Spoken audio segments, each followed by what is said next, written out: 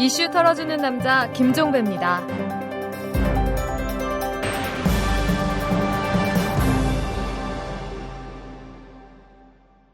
6월 19일 수요일입니다. 자, 오늘도 어김없이 이 털람을 열어주시는 분이죠. 오마이뉴스의 이주영 기자가 나오셨습니다. SNS 한 뉴스를 전해드립니다. 어서 오십시오. 안녕하세요. 네.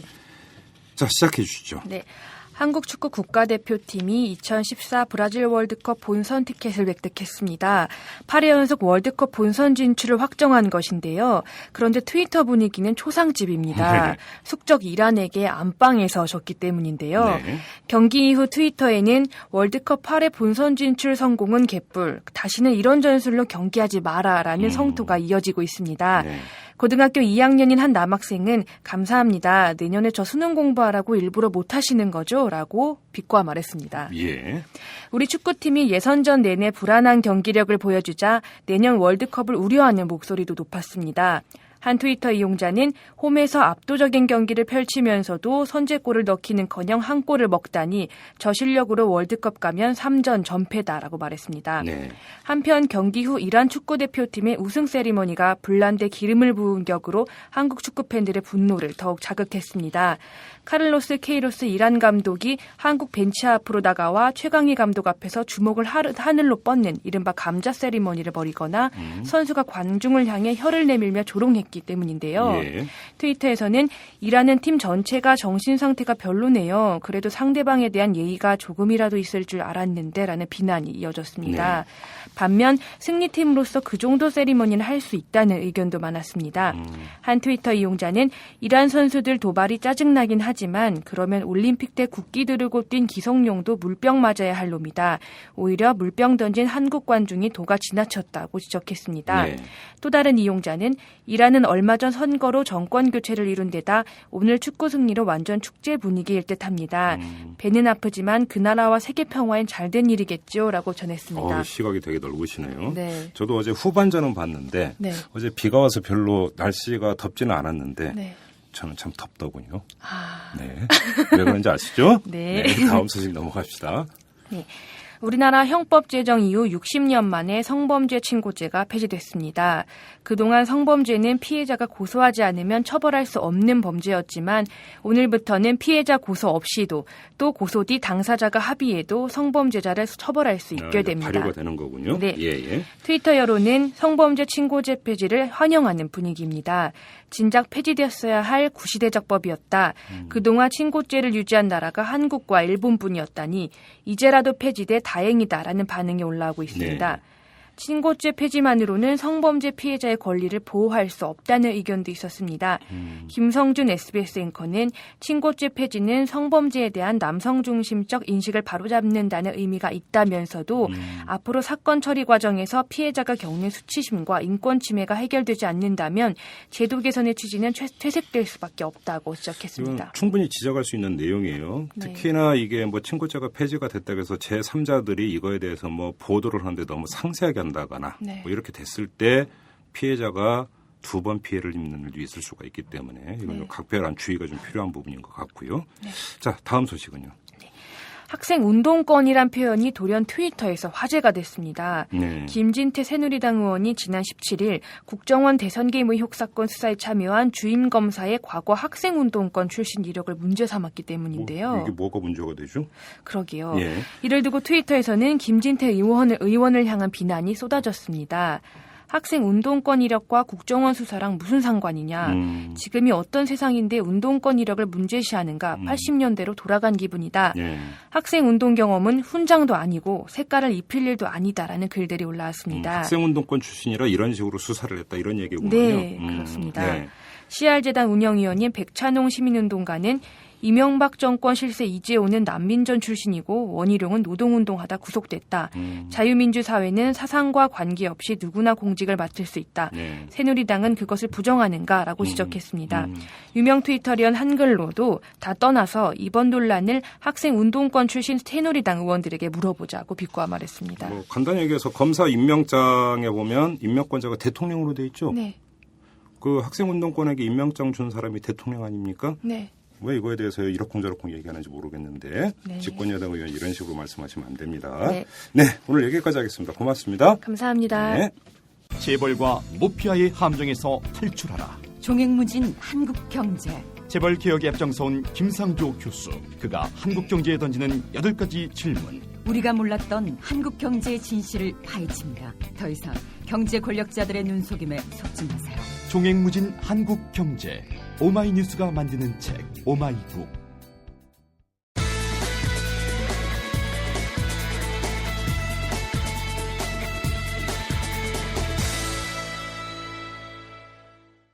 국정원 선거 개입 사건을 둘러싸고 일부 시민들이 강력하게 선거 무효를 주장을 하고 있습니다. 상당한 논란이 되고 있는데요. 자, 오늘 탈탈 인터뷰에서는 이 문제를 한번 집중적으로 털어보는 시간을 갖도록 하겠습니다. 자, 오늘 인터뷰는 두 분을 릴레이로 하도록 하겠습니다. 먼저 이 표창원 전 경찰대 교수부터 전화 연결해서 입장을 들어보도록 할게요. 여보세요. 네, 안녕하세요. 네, 안녕하세요, 교수님. 일단 이전부터 좀 여쭤보겠습니다. 당선 무효하고 선거 무효는 다른 거죠? 네, 아무래도 선거 그 자체를 무효로 하느냐, 네. 아니면 당선 사실 자체, 당선자의 당선 자격을 무효로 하느냐, 이건 미묘한 차이가 좀 있긴 하죠. 근데 원천적으로는 네. 같다고도 볼 수 있습니다. 그럼 교수님의 입장은 어떤 겁니까? 일단 이번 선거 자체의 합법성과 정당성에 심각한 훼손이 발생한 것은 분명하다라는 네. 것이죠. 예. 아, 그렇습니까? 그러면 합법성과 정당성에 심각한 문제가 발생을 했으면 선거 무효 내지 당선 무효로 가야 된다. 이렇게 바라보는 입장이신가요? 네, 그런 절차를 밟아야 하고 결국 그 두 가지죠. 하나는 사법적 판단이고요. 네. 또 하나는 뭐 국민의 판단이라고 할까요? 네네. 사법부의 어떤 신뢰성의 문제와 연관되겠죠. 예. 우리나라의 헌법과 법률 제도가 과연 제 기능을 하고 있는가? 어떤 정치적인 고려나 권력의 압력으로부터 완전히 자유로운 상태에서 네. 오직 법과 양심에 따른 사법적 판단을 할 수 있느냐? 이것에 대한 신뢰가 있다면 선거 무효 소송이든 어떤 형태로든 이 대통령 선거의 합법성과 정당성에 대한 사법적 판단이 있어야 되겠죠. 자, 그러면 여기서 그래서 만약에 예. 만약에 합법성이 인정된다면 그리고 그러한 사법적 판단의 근거와 논리 등에 대해서 학계와 국민 다수가 인정할 수 있다면 네. 그건 우리가 뭐 받아들여야 되는 것이고요. 예. 자, 여기서 한번 사법적 판단으로 한번 범위를 좁혀서 질문을 드려보도록 할게요. 먼저 선거 무효를 청구하는 어떤 절차를 밟기 위해서는 제가 알고 있는 법 상식으로는 선거일로부터 30일 이내에 소송을 제기해야 되는 걸로 알고 있거든요. 맞지 않습니까? 네. 이미 지나버리지 그렇죠. 않았습니까? 어떻게 되는 거죠? 그런데 지금 그 일부 시민이 네. 국민이 그 제기한 소송이 있는 것으로 알고 있고요. 30일 이내에. 예. 네. 이미 그 30일이 지나기 전에 제기한 소송이 있는 것으로 일부 보도를 제가 접했고요. 네. 그래서 현재 그 소송 자체의 당사자 적격이라든지 소송의 사유 이런 부분들에 있어서 문제가 없다면 네. 아직 그게 기각이 되지 않은 것으로 알고 있거든요. 예. 그렇다면 일단 접수는 되지 않았을까 싶고요. 그러면 이제 본안에 대한 실질적인 판단이 개시가 될 수 있지 않을까. 아직은 이제 개시는 안 됐지만요. 그런 부분이 하나가 있고 또 하나는 일단 공직선거법상의 그런 그 선거 무효 소송의 시효는 지났지만 네. 글쎄요. 일단 너무나 큰 문제이다 보니까 이 대통령 선거 자체에 대한 그 민사적인 소송의 가능성도 있죠. 민사 소송이요? 예. 그럼 어떤 거죠? 민사 소송을 통해서 예. 대통령 지위 자체에 대한 불법성을 묻고 예. 불법 원인 행위로 인해서 취득하게 된 직위 예. 그 자체에 대한 효력 정지. 이게 민사 소송을 걸 수 있는 그 근거가 있는 겁니까? 제가 이제 그 부분에 대해서 전문가는 아닌데요. 네. 아마도 있는 것으로 제가 알고 있습니다. 그 부분은 아마 좀 더 면밀하게 따져봐야 되는데. 네. 그 민사상의 그 대통령 효력의 정지 내지는 취소에 대한 소송의 가능성이 있는 것으로 알고 있습니다. 아, 그래요? 요거는 지금 그 교수님 인터뷰 뒤에 지금 민변의 박주민 변호사 인터뷰가 예정이 되는데 한번 여기, 그러니까 이분께 좀 여쭤보도록 한번. 여쭤보시는 게, 예. 알겠습니다. 그리고 지금 교수님께서 말씀하실 때 일부 국민들이 이미 그 선거무효 소송을 제기를 했기 때문에 이미 소송 절차 요건은 갖추고 있다 이렇게 이제 언급을 하셨습니다. 그런데 좀 확인이 필요한 부분인데 이때 그러니까 소송 내용이 이때 그 저 부정선거 부분과 관련해서 개표에서의 문제가 제기가 된 적이 있지 않습니까? 대선 직후에. 네. 이거에 대해서 선관위를 상대로 해서 이제 건 것인지 아니면 국정원의 그러니까 선거 개입과 관련한 것인지 혹시 확인하신 바가 있으십니까? 제가 아니요, 이 질문을 드리는 이유는 뭐냐면 만약에 개표 부정에 한정해서 소송을 건 거라고 한다면 국정원의 선거 개입까지 이게 그 재판 진행 과정에서 확장을 해가지고 다시 심의를 할 수 있느냐 이걸 한번 여쭤보기 위해서 드리는 질문입니다. 그건 못하죠. 못하죠. 그 즉, 소제기의 그 내용에 대해 사유에 대해서 그 소장 등을 본 적이 없기 때문에 소가 제기되었다는 사실만은 알고 있고요.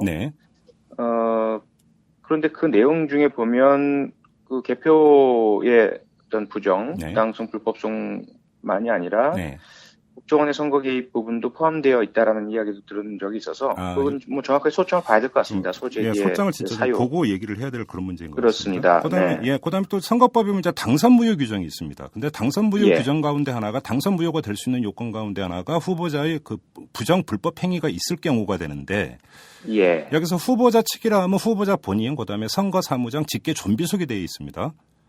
자, 그러면 여기서 이 법률 규정에 따르면 국정원의 선거 개입, 여기서 김용판 전 서울경찰청장까지 포함을 한다고 할 경우에 이걸 후보자 측으로 그러니까 해석될 여지가 있는 겁니까? 어떻게 되는 겁니까?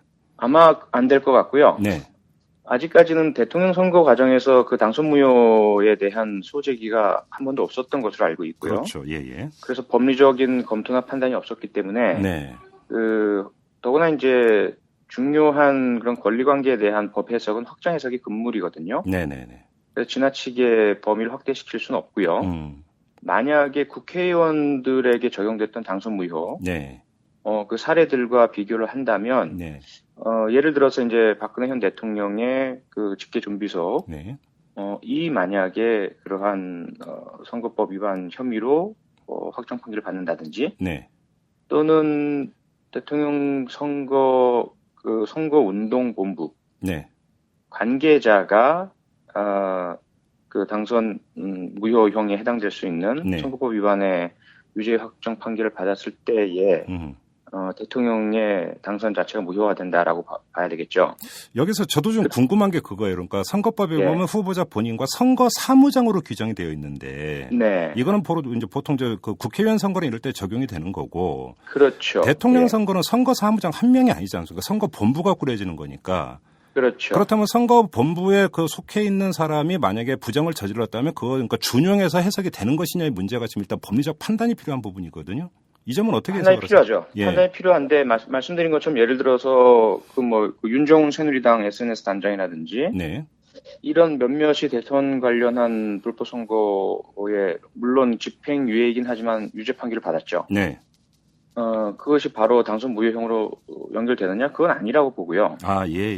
아마도 국회의원 당선 무효에 해당될 정도의 예를 들어 김무성 선대본부장이나 권영세 종합상황실장, 상황실장이나 이런 직위에 있는 분이 그 직위와 관련된 형태의 불법 선거가 있었음이 확인된다면 아마도 그런 국회의원 당선 무효형에 해당되는 그런 요건과 법률의 준용이 가능해지지 않을까라는 그런 해석은 가능할 것 같습니다. 그렇죠. 바로 거기서 중요한 지점이 하나 나오는데요. 지금 민주당에서는 권영세, 그다음에 박원동 국정원 당시 이제 그 국장, 그다음에 김용판 전 서울경찰청장이 수시로 전화 통화나 이런 걸 통해서 이야기를 나눴다 이렇게 돼 있습니다.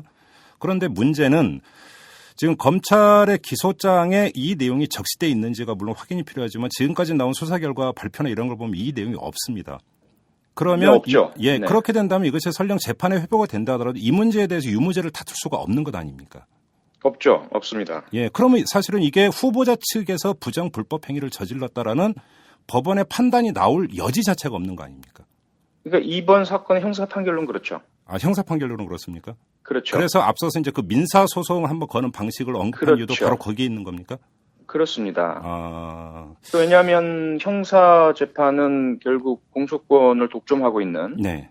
국가가 네. 검찰을 통해서 음, 그 기소의 범위 내용, 규정 법조, 범죄 사실 등을 네. 자의적으로 판단할 수가 있는 상황이잖아요. 네네. 그래서 포함시킬 것과 포함시키지 않을 것을 마음대로 결정할 수 있고요. 네네. 그러다 보니까 수사의 범위 역시 원세훈, 김용판 배후로는 전혀 나아가지 않은 것이고요. 그렇죠. 그렇기 때문에 이 형사 판결 가지고는 당선 무효로 직결될 수 있는 법적인 효과는 없는 것으로 볼 수 있습니다. 아, 그렇게 예. 만들었다고 봐야죠. 예, 아예 예. 처음부터. 예. 그러다 보니까 사법적인 어떤 판단에 기대를 걸 수 있는 것은 남아있는 것은 민사 재판이고요. 아니면 일부 시민이 제기한 선거부여 소송이나 그렇죠. 이미 제기해 놓은 그 두 가지 소송. 통로밖에 없다. 이런 말씀이시죠? 그렇죠. 예. 그렇습니다. 법적으로는. 알겠습니다. 사법적 문제는 그 정도로 정리를 하고요. 그다음에 네. 이 국민적 판단 내지 정치적 판단 영역을 한번 넘어가서 질문을 드려보겠습니다. 지금 그 교수께서 인터뷰를 하신 내용을 봤는데 박근혜 대통령의 사퇴를 언급을 하셨습니다. 네. 그건 어떤 뜻입니까? 그게 말씀드린 것처럼 일단 사법적인 그 결정이 이미 출발 단계부터 훼손되었기 때문에요. 네. 형사적인 부분들은 이게 결국은 국회의원 선거와는 다른 대단히 엄청나게 커다란 국가적인 사안이고 정치적 사안이지 않습니까? 네네. 그래서 사법적인 판단을 넘어서는 의미와 심각성을 가지고 있고요. 네. 그렇기 때문에 이 사안이 만약에 정말 근거가 없는 허위다. 네.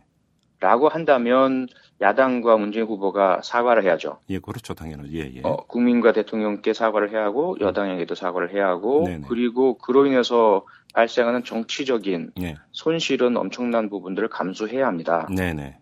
하지만 역으로 이 국정원 개입 불법 선거 여론조작이 사실로 확인된다면 네. 반대의 효과가 당연히 있어야 되는 것이죠. 음흠. 이것을 법적인 규정과 또 현 정부가 장악하고 있는 검찰 수사를 통해서 네. 가리겠다라는 것은 사실은 진실 차원에서는 이야기가 안 되는 것이고요. 예. 지금까지 드러난 사안만으로도 이미 초기에 제기됐던 국정원의 조직적인 개입은 있었다라는 것은 확인이 됐지 않습니까? 네네. 그렇게 본다면 여기에 대해서 어떤 조치가 있어야 된다는 거죠. 그런데 사퇴까지 가지 않을 수도 있었다는 거죠. 제가 드리고 싶은 말씀은 네. 그 전에도 여러 차례 드렸었고 언론 네. 인터뷰나 칼럼이나 뭐 다양한 형태로 네. 그건 지난 6개월 기간 중에 언제라도 6월 14일 검찰 수사 결과 발표가 나기 전에 어느 시점에서라도 네.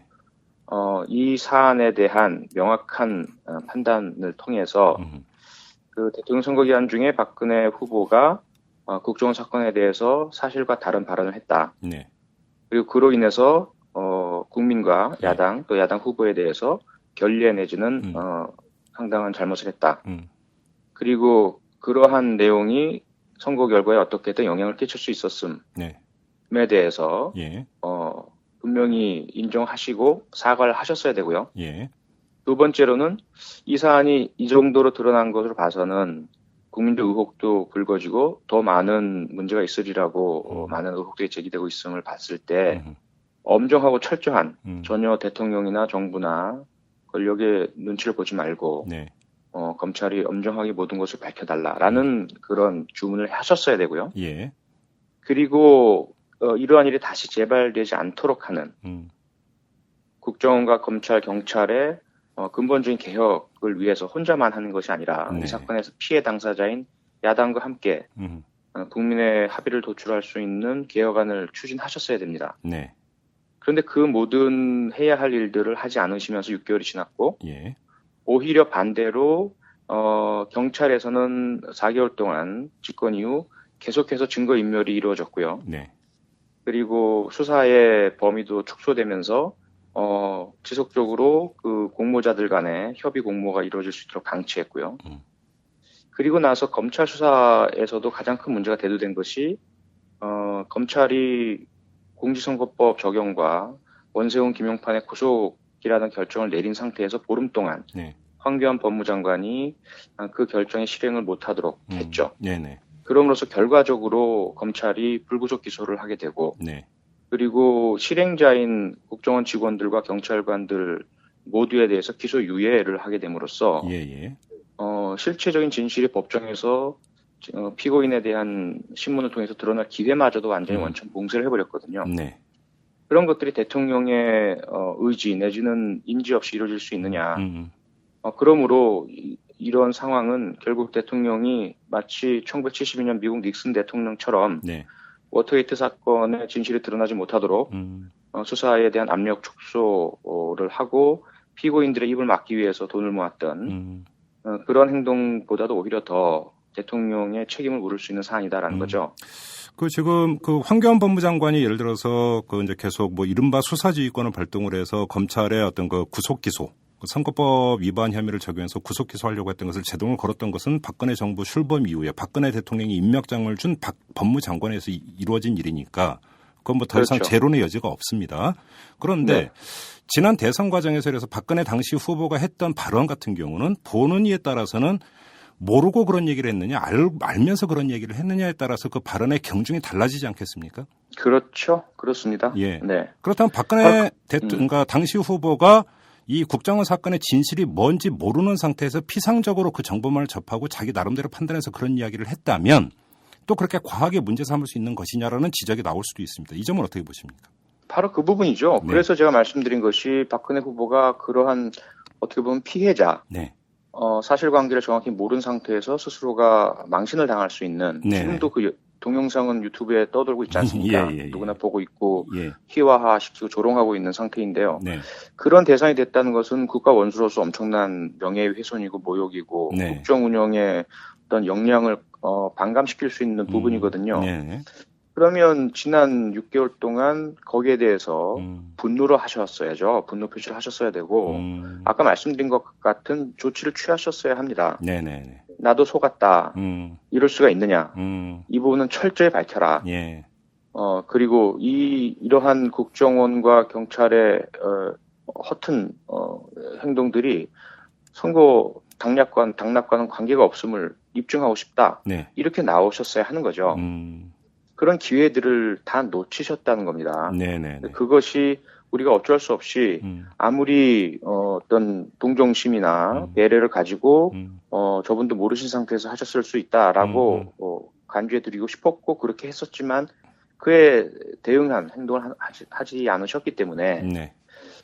피해자적인 어떤 지위로부터 공범자적인 지위로 본인 스스로 선택한 것이다라고 볼 수밖에 없고요. 네. 가장 대비가 되는 사건이 윤창중 사건이죠. 네네네네. 지금 윤창중 사건과 국정원 사건의 무게, 심각성이 어느 게 더 크냐라는 거죠. 당연히 국정원 사건이 더 크죠. 또한 두 사건 모두 현재 재판이 아직까지 개시되지 않은 상태입니다. 그렇습니다. 두 사건 모두 수사 결과가 모두 다 공포되지 않은 상황이었고요. 네. 6월 14일 전에는. 예. 그런데 오히려 윤창중 사건 같은 경우는 미국 경찰이 꽁꽁 입을 닫고 아무런 얘기도 하지 않고 있어요. 네. 그런데도 불구하고 대통령이 사과를 했단 말이에요. 예, 한마디 했죠. 예. 예, 그 비서관 회의에서. 예. 그런데 이번 사건은 이미 6월 14일 검찰 수사 결과 발표를 통해서 아직 재판이 벌어지진 않았지만 증거와 정황들과 진술들은 모두 다 확인됐고 그 내용들이 공개가 됐고 네. 그것이 결국 선거에 특정 후보를 유리하게 작용하기 위한 고의적인 불법 선거, 공직선거법 위반임을 검찰이 명확하게 발표했단 말이에요. 네. 그런데도 불구하고 대통령이 아무런 언급도 하지 않고 사과나 조치를 취하지 않고 있다는 것은 그만큼 본인 스스로가 몰랐었다라는 것을 완전히 부인하는 예. 그러한 오랜 기간에 걸친 부작위에 의한 의사표시다 이렇게 봐야죠. 알겠습니다. 좀 짧게 하나만 더 여쭙고 마무리하도록 하겠습니다. 아까 이제 그 형사소송 문제에서 현행선거, 공직선거법이나 이런 것을 준용해서 이거 무효로 갈 수 있느냐를 여쭤보지 않았습니까? 그런 점에서 네. 지금 공직선거법이나 이런 데서 허점이 있다고 판단하십니까? 개정의 필요성이 있다고 보십니까? 어떻습니까? 예, 이번 사건을 통해서 보면 이번 사건에 있어서는 상당한 허점이 드러나고 있죠. 네. 물론 처음에 그 입법 취지 자체가 법적 안정성, 그 정치적인 안정성 예. 이런 부분들 때문에 공직선거법을 너무 늦게까지 문제 제기할 수 있도록 하면 당선돼서 자신의 임무를 수행하고 있던 사람이 1년, 2년 지나서 갑자기 선거 때 문제가 불거지고 예. 이런 건 바람직하지 않죠. 예. 그런데 이번 사건을 통해서 보니까 초기에는 몰랐을 수도 있는 그렇죠. 선거 예. 과정상에서 몰랐을 수가 있는 문제들로 인해서 결국 커다란 그 당선의 적법성과 정통성 문제에 있어서 문제가 제기될 수 있는 사안들이 있다. 네. 이 부분에 있어서는 어떤 분명한 예를 들어서 대통령 선거에 한한다든지 대단히 심각한 사안에 한한다든지 하는 예외 규정을 둘 필요는 있어 보입니다. 알겠습니다. 자, 여기까지 말씀 듣도록 하겠습니다. 고맙습니다. 예, 고맙습니다. 네. 네, 이번에는 박주민 변호사를 전화 연결해서 입장을 들어보도록 하겠습니다. 여보세요? 예, 안녕하십니까? 네, 안녕하세요. 좀 전에 저희가 표창원 전 경찰대 교수하고 인터뷰를 했는데요. 예. 표창원 교수의 주장에 따르면 형사소송을 거는 거 말고 민사소송 방법이 있다고 주장을 했어요. 대선 효력정지 가처분 신청을 걸거나 직무집행정지 가처분 신청을 거는 방안 이런 걸 제기를 했는데 어떻게 가능한 방법인가요? 어떻습니까? 글쎄요. 지금 아마 박근혜 대통령에 대한 부분인 것 같은데요. 네, 그렇습니다. 예. 글쎄요. 그런 부분에 있어서는 한 번도 사례가 없었었고, 하기 때문에 과연 그것이 가능한지에 대해서 이제 명확한 답을 드리기가 어렵고요. 네. 근데 이제 선거에 대한 효력 부분이 아마 민사나 이런 거를 한다 하더라도 전제가 돼야 될 겁니다. 어떤 전제? 왜냐면은 선거에 효력이 있다. 있으면 만약에 직무정지 가처분이나 이런 게 가능하다 하더라도 직무정지가 안 되겠죠. 효력이 있다고 판단하면 그러겠죠. 예. 그런 게 이제 선결 문제가 될 텐데 만약에 그런 방법이 가능하다 하더라도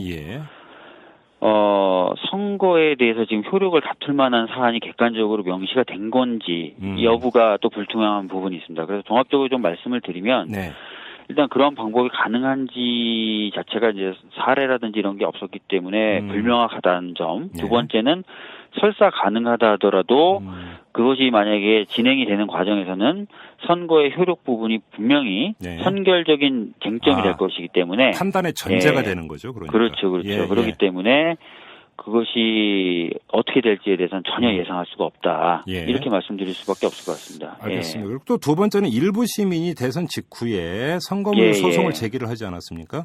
근데 이것이 예를 들어서 선거무효를 이끌어낼 수 있는 하나의 어떤 사법적 구제 절차가 될 수 있다. 또 이런 판단을 했어요. 표창원 교수는. 물론 여기에는 단서가 있었습니다.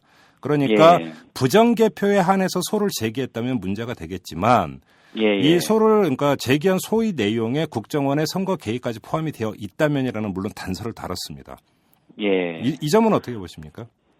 사실 표 교수님 말씀이 맞습니다. 지금 현재 제기되어 있는 소송이 있는 걸로 알고 있는데 그 소송은 이제 투개표의 문제에 대해서만 제기하고 있는 것으로 제가 알고 있어요.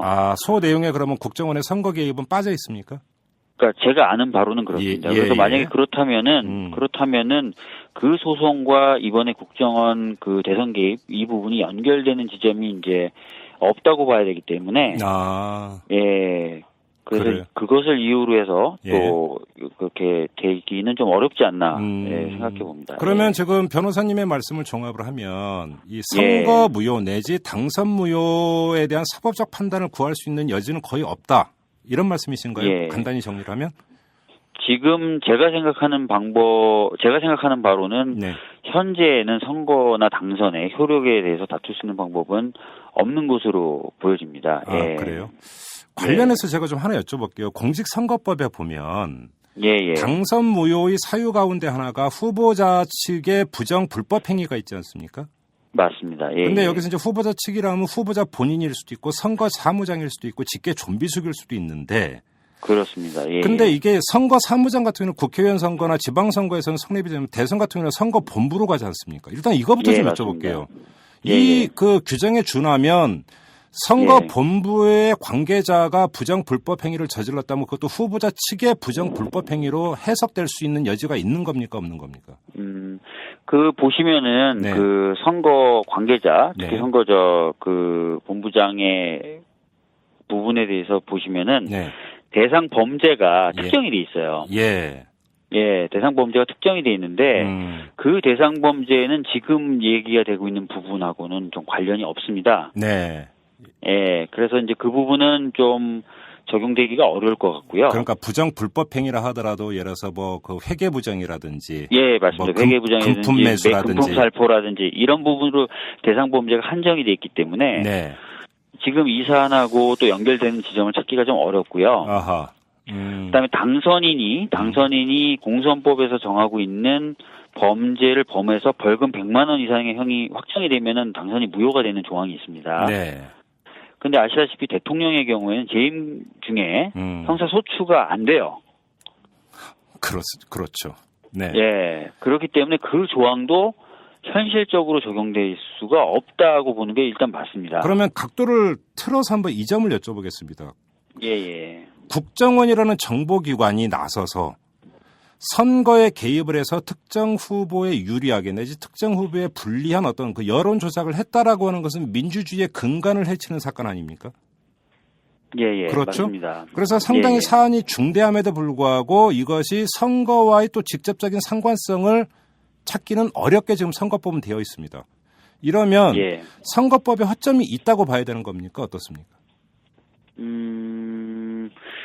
그 사실은 지금 그 선거법에는 그런 어떤 그 부분에 대한 부분이 공백으로 되어 있는 것 같아요. 제가 봤을 때도. 그렇죠. 그래서 예.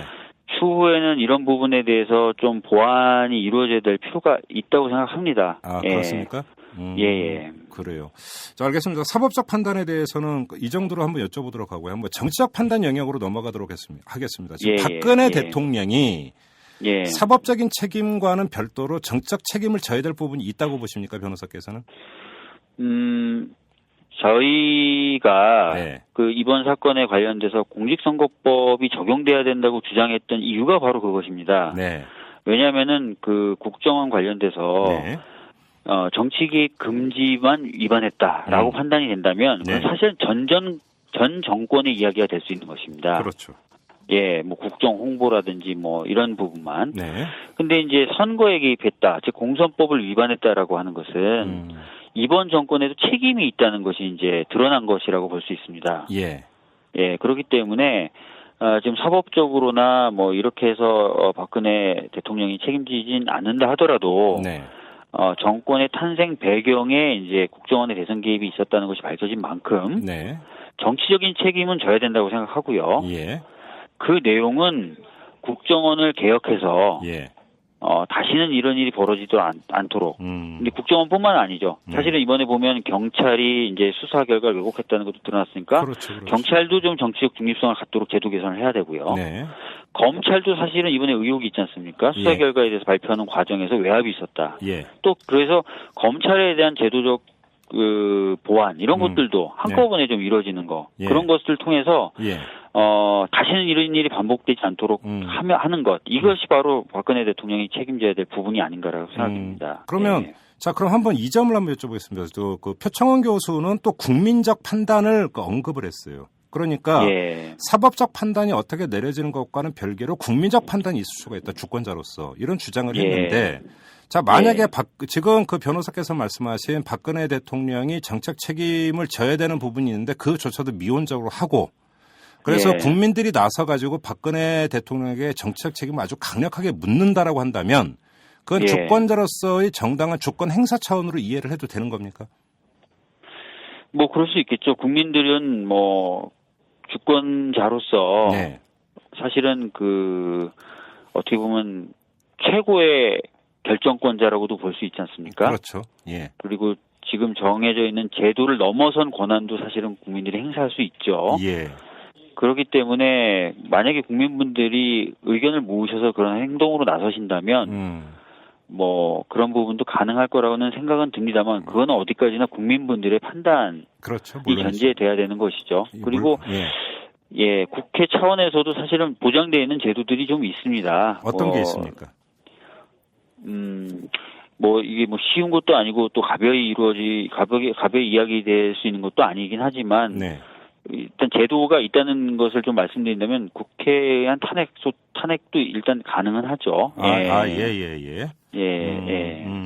네. 그렇기 때문에 뭐 여러 가지 절차와 제도가 있습니다. 그래서 국민분들은 뭐 많은 것들을 좀 고민을 하셔야 될 것 같고요. 네. 예. 알겠습니다.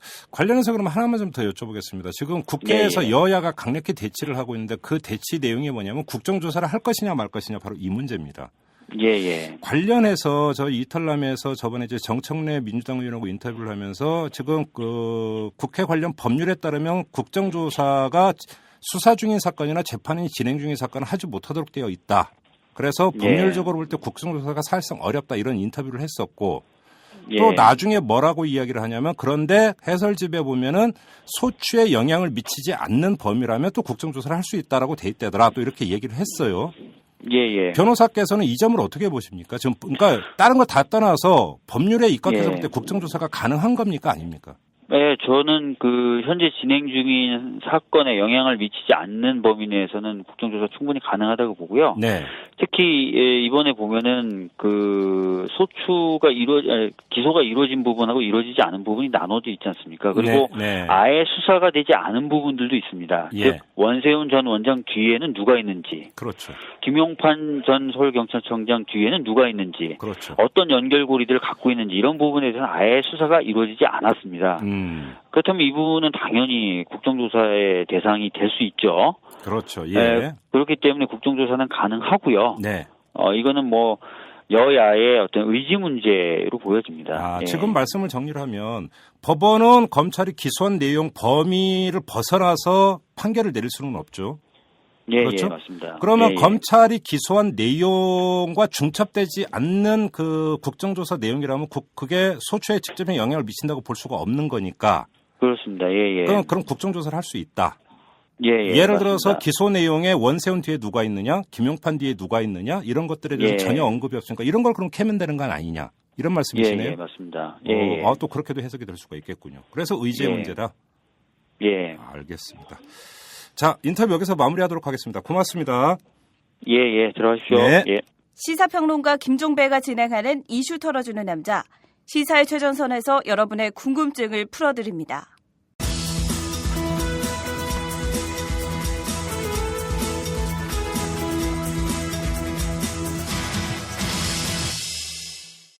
네, 장윤선의 소소한 특종 시간입니다. 자, 오마이뉴스의 장윤선 정치 전문 기자 모셨습니다. 어서 오십시오. 네, 안녕하세요. 매주 하다가 이 격주로 돌렸어요. 네. 좋으시죠?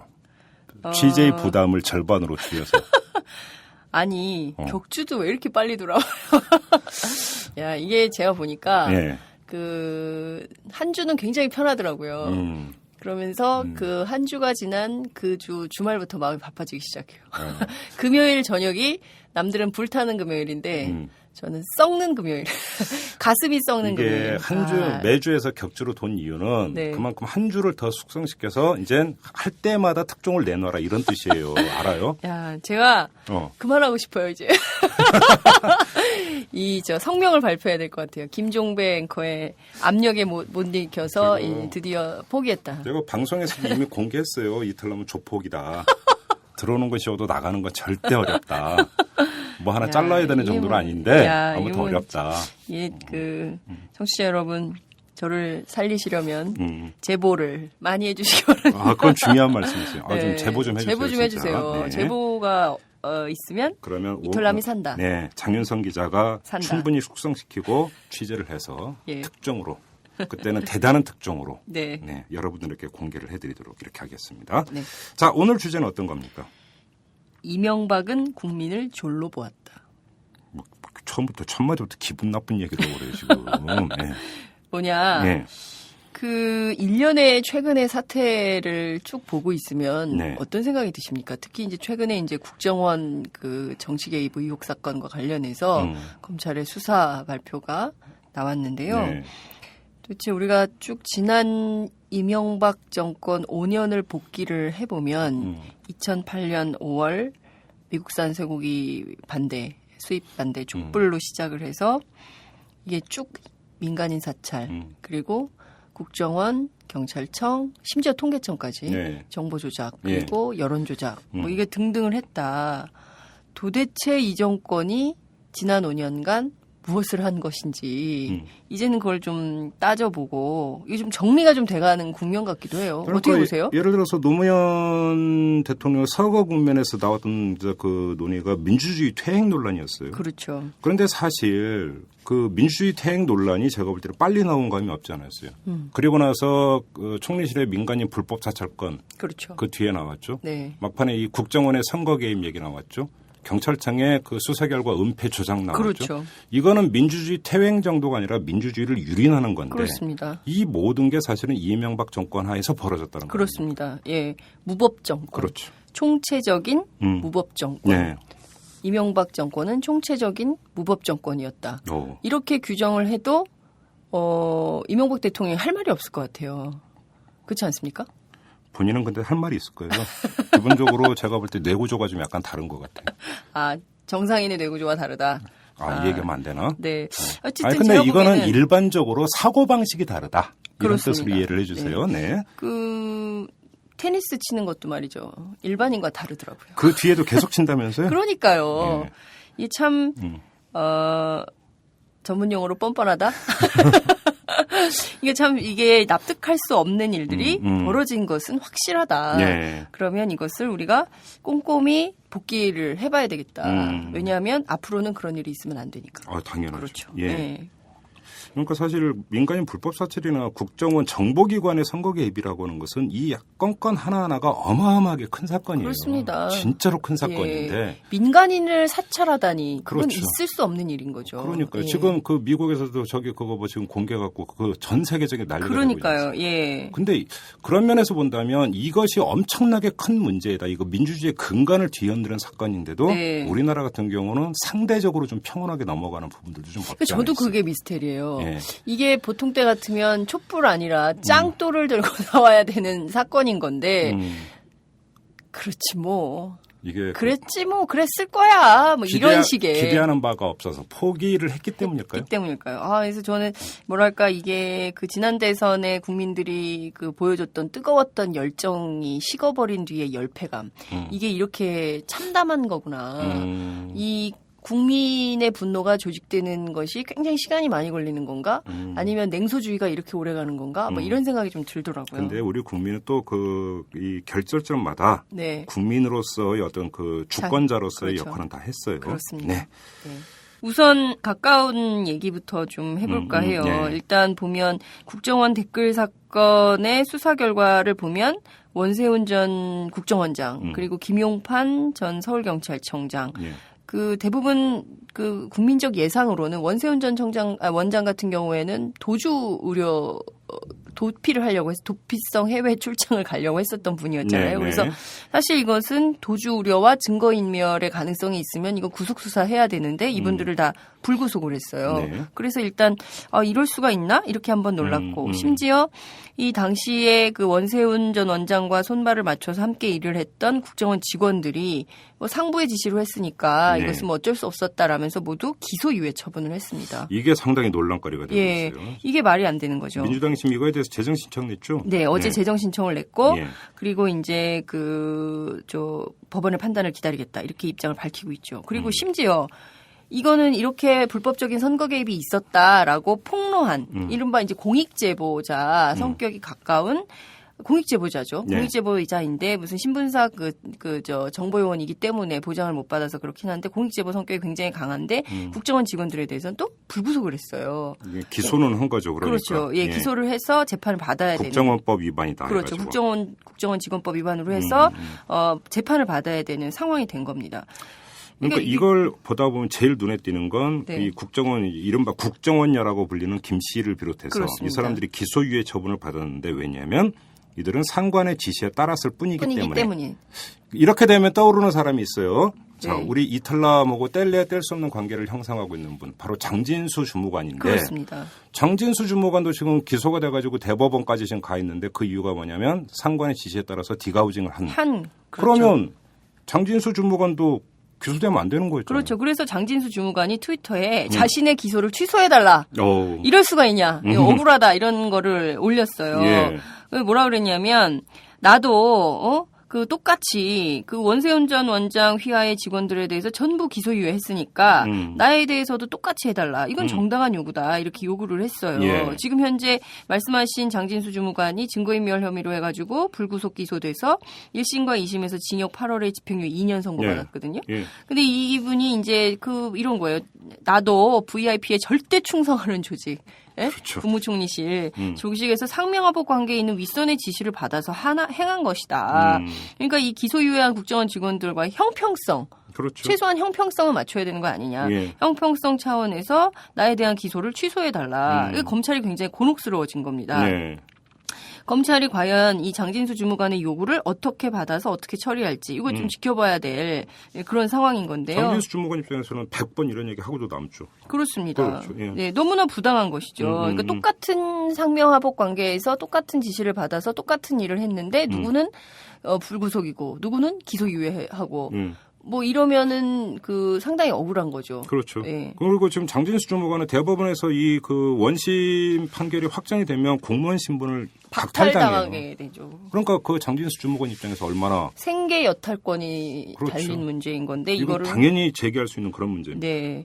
근데 이것이 만약에 검찰에서 굉장히 이것까지 계산을 하고 이번에 기소유예 처분을 내린 것 같지는 않습니다. 그러니까요. 네, 이 생각을 못한 것 같아요. 그렇죠. 예, 이 생각을 누군가 했었다면 기소유예 처분 같은 걸 할 수가 없었겠죠. 그렇죠. 네, 근데 이 부분에 대해서 장진수 주무관 들고 나왔고 지금 모든 언론을 통해서 본인의 억울한 입장을 표명하고 있기 때문에 관련해서 검찰이 앞으로 어떻게 할지 우리가 주목해서 봐야 될 것 같습니다. 네.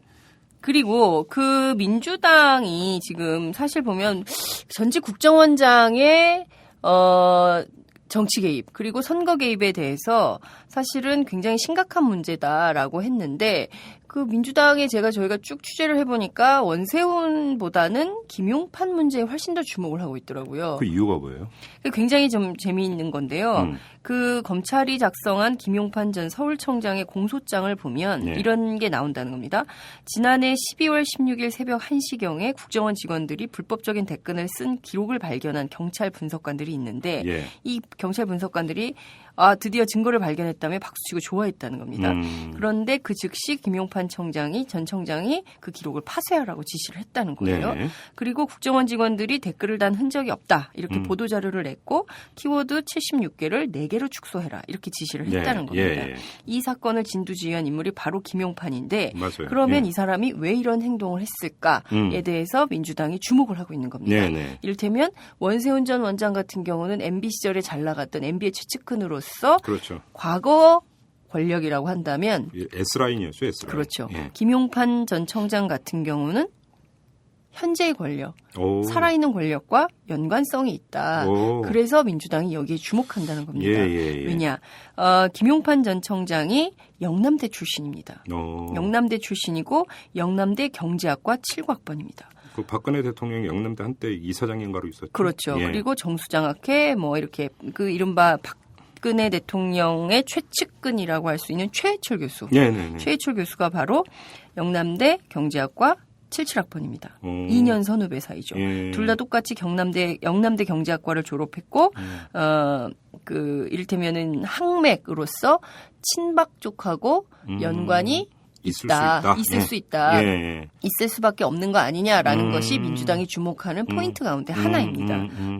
그리고 이제 김 전 청장이 국정원에 들어갔다가 경찰 간부로 활동하고 쭉쭉 일련의 과정을 보면서 사실상 김용판 전 청장이 이번 사건과 연루돼서 검찰 수사를 받으면서도 굉장히 특이한 행동을 여러 가지를 해요. 근데 그냥 영남대 출신이라는 것만 갖고 가기에는 좀 무리가 있어요. 그렇게 따지면 저도 지금 박근혜 대통령하고 대학 동문이에요. 대학 동문이시죠? 네. 그런데 만난 적이 있으세요? 학교 다니면서? 만나기는 옆에도 못 가봤어요. 그분하고 좀 다 과선배. 네. 그리고 2년 터울. 뭐 이런 건 굉장히 최소한 일면식은 그래도 있을 수 왕래가 있는 있었을 가능성이 있다. 예. 이렇게 보는 게 이제 민주당의 입장인 겁니다. 예. 네. 그리고 왜 그러면 민주당은 도대체 그 김용판 전 청장이 살아있는 권력, 소위 친박 개혁과 관련이 있다고 보는 거냐? 또 다른 근거가 있느냐? 바로 그렇죠. 그거죠. 제 그거죠. 질문도. 예. 김용판 전 서울청장이 작년에 승진 케이스가 아니었다는 겁니다. 아, 서울경찰청장 후보가 아니었다는 그렇죠. 겁니까? 그런데 예. 서울경찰청장이 될 수 있었던 것은 친박의 지원이 있었기 때문에 가능했다. 이런 주장이 있다는 겁니다. 이게 그래요? 민주당에서 나온 얘기인데요. 그 김 전 서울청장이 작년 5월 8일에 경찰청 보안국장에서 서울청장으로 전격 내정이 됩니다. 예. 이때 그런데 당시에 서울청장에 내정됐던 사람이 있었던 거예요. 다른 예. 사람이? 예, 예. 그래서 이 사람이 심지어 청와대로부터 축하 인사까지 받은 예. 단계였는데 갑자기 서울경찰청장 내정자가 김 전 청장으로 번복이 되면서 경찰 수뇌부 안에서 이게 뭐야? 어떻게 된 거야? 예. 무슨 일이야? 도대체 예. 무슨 일이 있었던 거야? 이게 말이 되는 거야? 뭐 이런 등등의 얘기가 있었다는 거예요. 마침 서울신문에 보도가 나왔습니다. 예. 어제 어떤 보도가 나왔냐? 작년 치안정감 인사 때 권력 실세 A 씨가 그러니까 현 권력 실세죠. 그렇죠. 예. 박근혜 정부의 권력 실세가 되는 거죠. 예. 친박의 권력 실세. 예. 이 권력 실세 A 씨가 힘을 써서 승진 대상자가 아니었던 김 전 청장을 서울청장으로 기용했다. 이런 보도가 예. 어제 나왔습니다. 예. 그리고 그 당시 승진 발표를 코앞에 두고 승진자가 바뀌어서 경찰 내부에서도 말이 많았다. 이런 보도가 나온 겁니다. 자, 여기서 하나 이제 체크를 할 게 작년 5월이었어요. 작년 5월이면 이명박 정권 때입니다. 그렇죠. 근데 아무리 친박계가 힘을 쓴다 하더라도 과연 그렇게 힘을 쓸 수 있었는가? 내정됐던 사람까지 갈아치울 정도로. 예, 이거에 대해서 이제 당시 시점에서의 상황을 분석할 필요가 있는데 네. 작년 5월이면 4.19 총선 이후죠. 그렇죠. 박근혜 현 대통령이 새누리당 그 비대위원장이 되고 총선을 진두지휘하고 그렇죠. 예. 총선에서 승리를 하고 그렇습니다. 그래서 말 그대로 쭉쭉 올라갈 때. 그렇죠. 승승장구할 때죠. 그렇죠. 예. 그러니까 예를 들어서 친박계 실세가 힘을 쓸 수 있는 여지가 당시에 있었다. 네. 이렇게 보는 거죠. 그렇습니다. 예. 네. 그리고 무엇보다 김 전 청장이 이런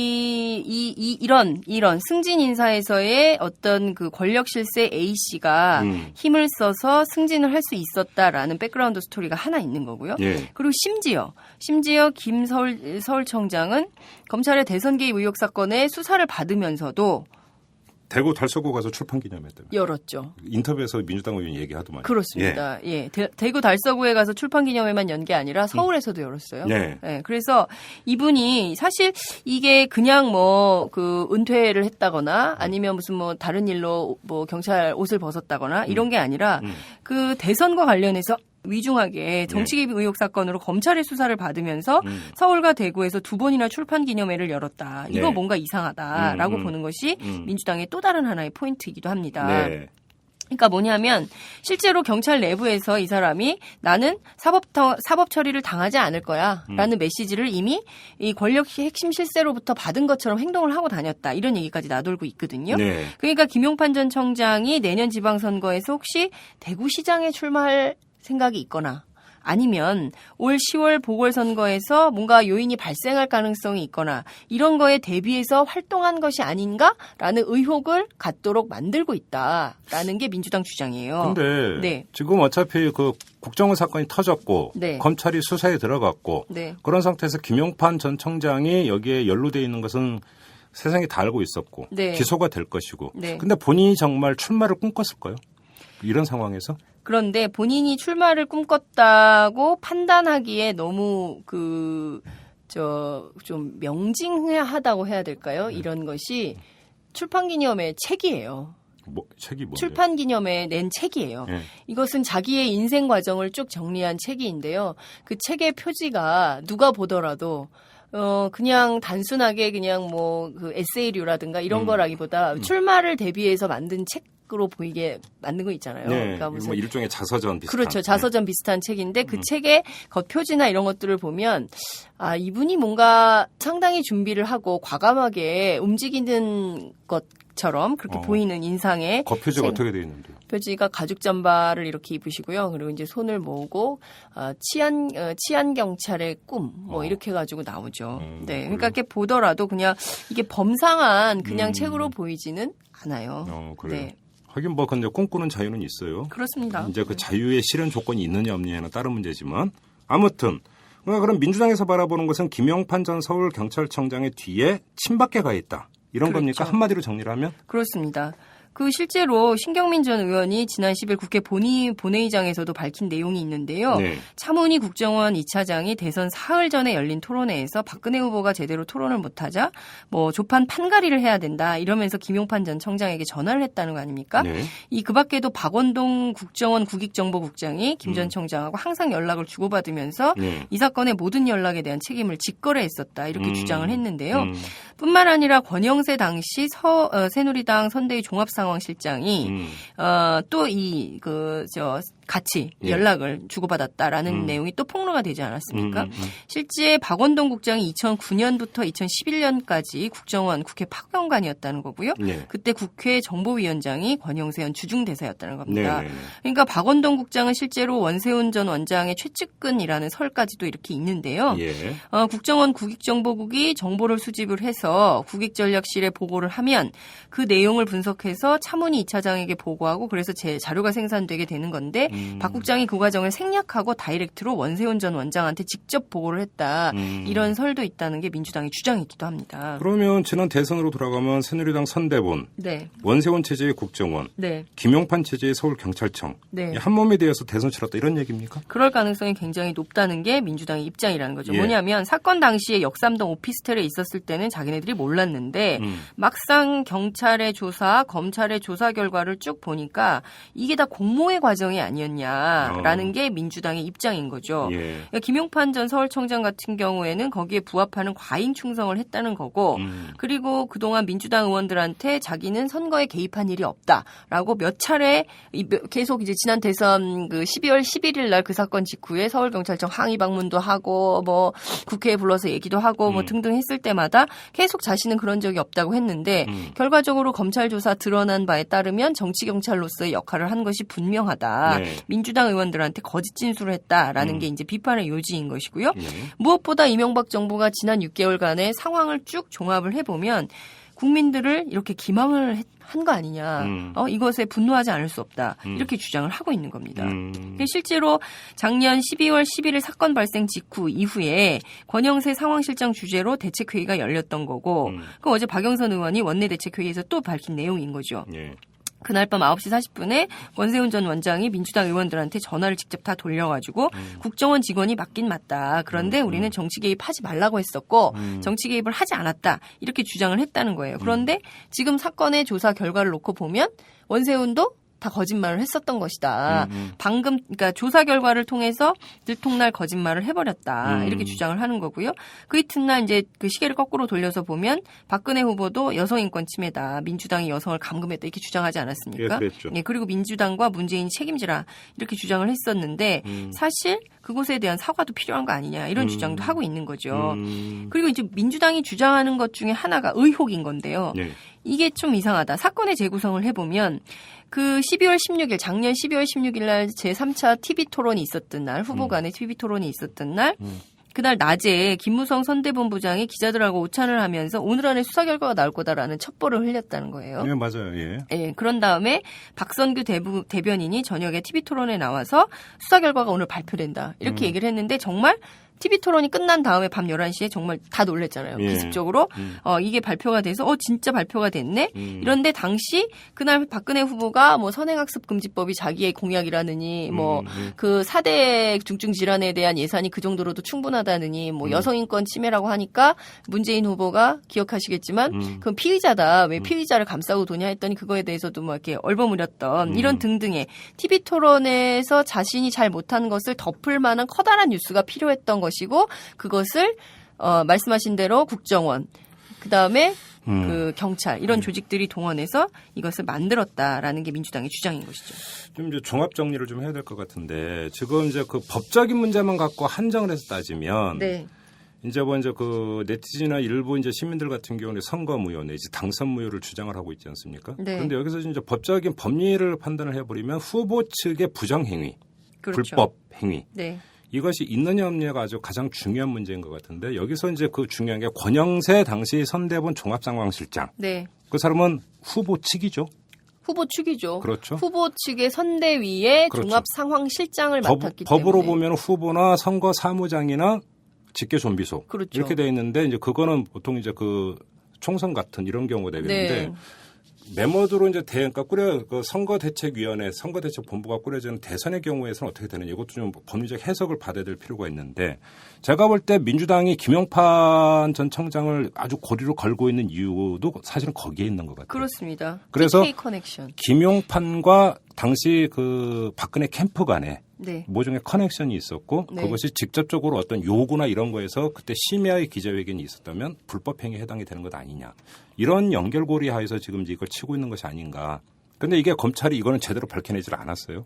중요한 것은 이명박 정권과 박근혜 정권 사이에 그러니까 흔히 국민들이 그토록 얘기했던 이명박근혜의 연결고리가 있었던 것이고 그것이 어떻게 지난 대선에서 국민들을 기망한 것인지에 대해서는 뭐 국정조사를 하든 그밖에 무엇이 됐든 밝혀내야 된다. 그리고 책임질 것이 있다면 박근혜 대통령도 책임지고 사과해야 되는 것이고 이명박 대통령도 마찬가지로 책임지고 사과해야 될 것이 있거나 아니면 법적으로 책임져야 될 것이 있다면 그것도 책임져야 된다. 이런 것이 중요하다. 네.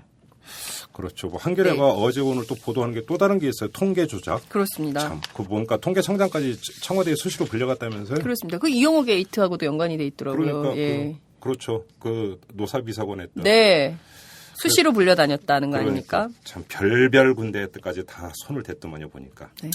알겠습니다. 소선 특종 여기까지 하도록 하겠습니다. 고맙습니다. 네, 감사합니다. 여러분은 지금 신만인 클럽 회원 김미가 후원하는 김종배의 이슈 털어주는 남자를 듣고 계십니다.